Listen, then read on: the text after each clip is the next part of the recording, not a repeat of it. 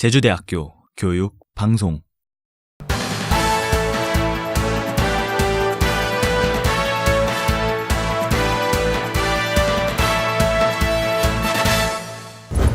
정기총 운영위원회 제2원회 총회가 열렸습니다.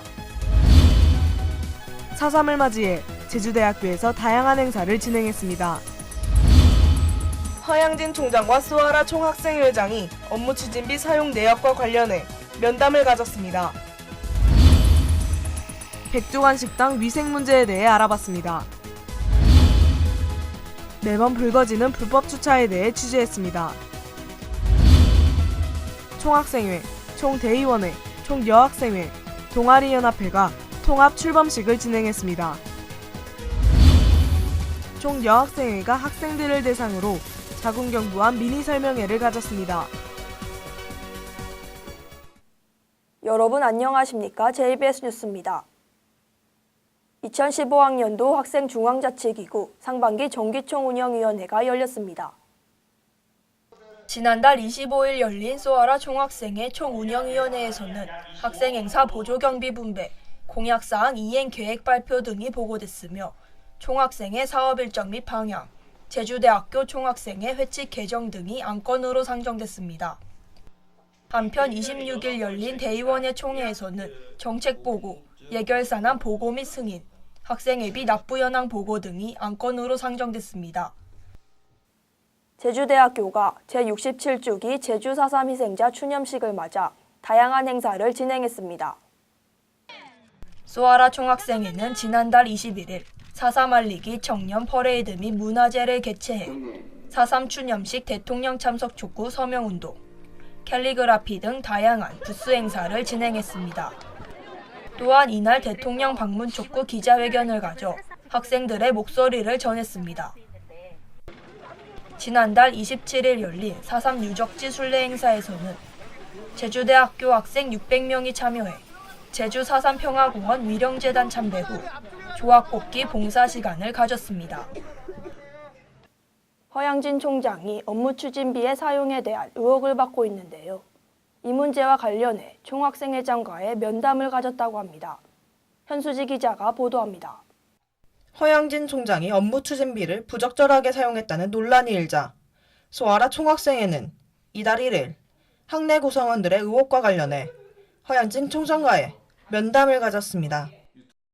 투명한 그 공개를 위해서 앞으로 생길 재정위원회에 학생 참여가 반드시 이루어져야 된다는 점, 그리고 두 번째가 그 정보 공개가 투명해져야 된다는 점, 그리고 세 번째가 그다음에 이 감사 내역에 대해서 확실히 알아야 된다라는 점, 이렇게 세 가지 부분에 대해서 통일을 시키게 되고, 근데 이 세 가지의 의혹을 풀기 위해서는 꼭 필수로 필요한 게 총장님과의 면담이라고 생각했고, 그래서 비상중위에서는 행동으로 어떻게 나설지를 얘기하기 전에 한번 면담을 꼭 해보자라고 이렇게 결론을 내렸고, 월요일에 바로 학생복지과를 통해서 총장님 면담 신청을 한 결과 아무런 장애 없이 바로 받아들여졌고, 총학생회는 면담을 통해 문제재발 방지 차원의 재정위원회 신설과 인원 구성, 업무 추진비 현금 사용에 대한 지침 규정, 결산의 투명성과 접근성, 현 사태에 대한 설명, 자체 감사 결과 공개에 대해 얘기를 나눴습니다.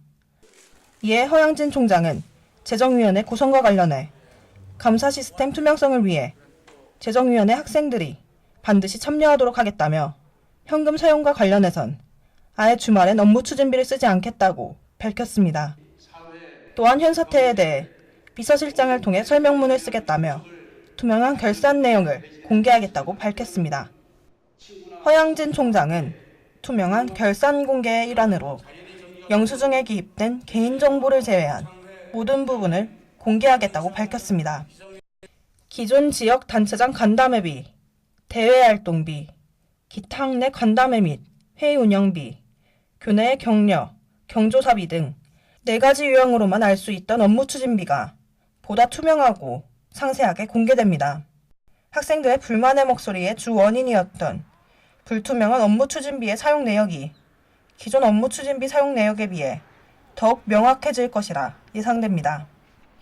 하지만 면담에서는 5만 원 이상의 경조사비를 쓴 적 없다는 총장의 말과는 달리 상당수 경조사비가 5만 원을 넘은 부분, 자체 감사 결과 공개에 있어 대답이 명확하게 제시되지 않은 부분은 아직까지도 학생들에게 명쾌한 대답이 되지 않아 총장과의 면담 이후에도 계속해서 추가 확인이 필요해 보입니다. 자체 감사 결과에 대해서 총장에 대한 지적 사항은 없기 때문에 이제 공개를 해도 의미가 없다라고 얘기를 했는데, 자체 감사를 하면서 총장이 이제 썼던 업추비에 대해서 감사를 안 했을 수도 있고, 설사 문제가 있었더라도 이제 누가 과연 어떻게 감사를 했는지 이 부분에 대해서도 아예 언급이 안 되었기 때문에 이날 면담에서 허양진 총장은 투명성 제고와 개선안에 대해서는 충분히 논의를 거쳤지만 현재 논란의 중심이 된 기존 업무 추진비 사용 내역에 있어서는 설명문을 쓰겠다며 추후 공개를 약속했습니다. 학생들은 이에 대해 지속적인 관심이 필요할 것으로 보입니다. JBS 뉴스 현수지입니다. 우리 대학 백두관 식당은 하루 평균 2,210명의 인원이 이용하고 있는데요. 일부에서는 학생회관 식당의 위생이 문제가 있다는 불만의 목소리가 나오고 있습니다. 학교 측은 부족한 인력을 문제의 원인으로 지적하고 있는데요. 자세한 상황을 윤지혁 기자가 전합니다. 우리 대학 학생회관 식당입니다. 다른 식당과 비교해 저렴한 가격으로 식사를 제공하고 있어 학생들을 비롯한 많은 학내 구성원들이 이용하고 있습니다. 손님이 제일 많은 점심시간에는 약 2,000명의 사람들이 몰려들다 보니 식당 위생이 청결하지 못하다는 지적이 나오고 있습니다. 학생 식당을 이용해 봤는데 식판은 그다지 깨끗하지 않았던 것 같아요. 기자가 실제로 식판을 꺼내 확인해 본 결과 식판 32개 중 28개에서 이물질이 발견되거나 얼룩이 남아 있었습니다. 또한 고춧가루나 김가루 같은 이물질이 붙어있는 식판들과 깨지거나 코팅이 벗겨진 식판도 다소 나와 교체가 필요해 보입니다. 현재 학생회관 식당은 조리원, 아르바이트 학생 17명을 고용하고 있습니다. 하지만 짧은 시간에 많은 사람이 몰리는 탓에 제대로 된 세척이 어려운 현실입니다. 아무래도 사람 수가 적다 보니까 세세한 세척이 힘든 점이 있죠.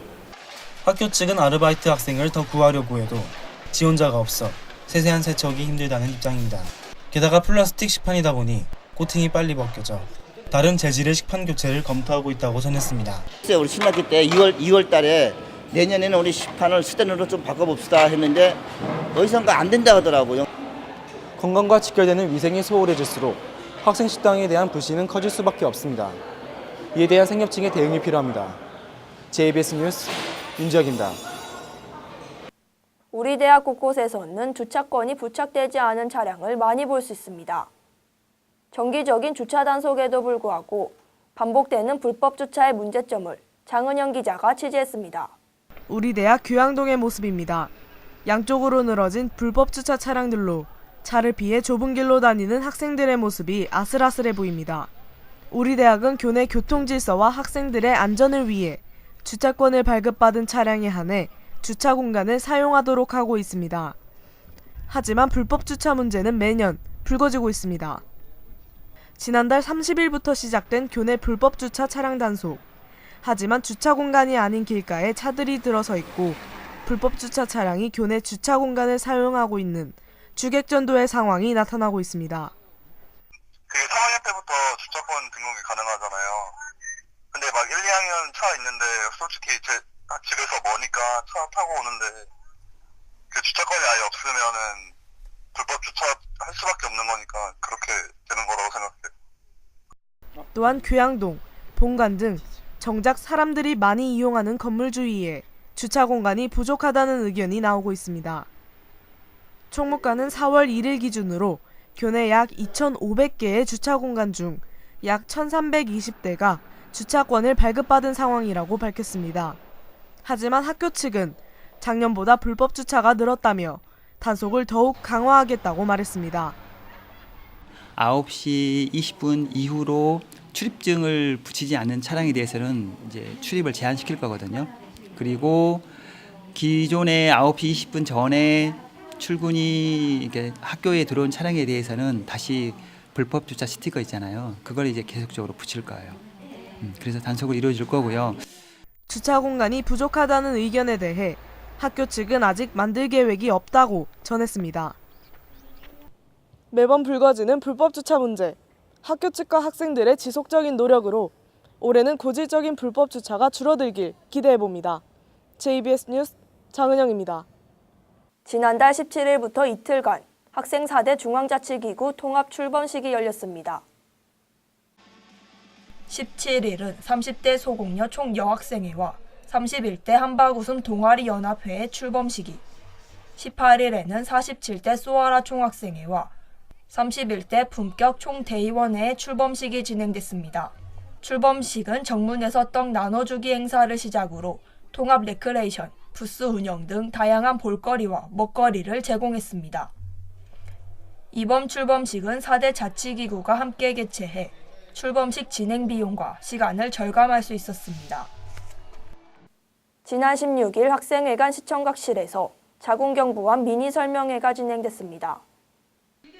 이번 설명회는 소공여 총여학생회와 건강증진센터에서 주최했으며 자궁경부암에 대한 설명, 발생 원인, 2015년 새로워진 백신의 종류, 부작용 등으로 이뤄졌습니다.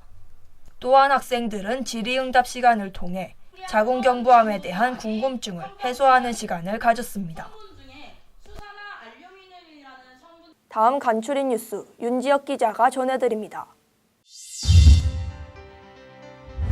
지난달 31일 우리 학교 아라뮤즈홀에서 2015 평화나비 콘서트가 열렸습니다. 일본군 위안부 문제 해결을 촉구하기 위해 열린 이번 콘서트에서는 제주 출신의 음악가들과 청소년 팀들이 연극과 퍼포먼스를 선보였습니다. 제주 평화나비 측은 이번 수익을 평화소녀상 건립에 쓸 것이라 전했습니다. 제주대학교 수영부가 제10회 제주 한라베 전국 수영대회에서 19개의 메달을 획득했습니다.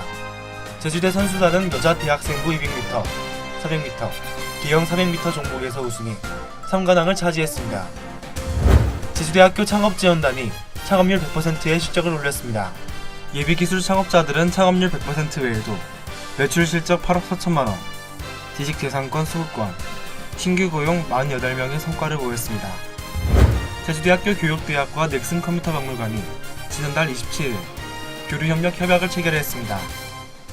양 기관은 협약을 통해 박물관 교육 프로그램 개발 및 운영 지원과 박물관 교육 프로그램에 학생들을 참가시키기로 했습니다.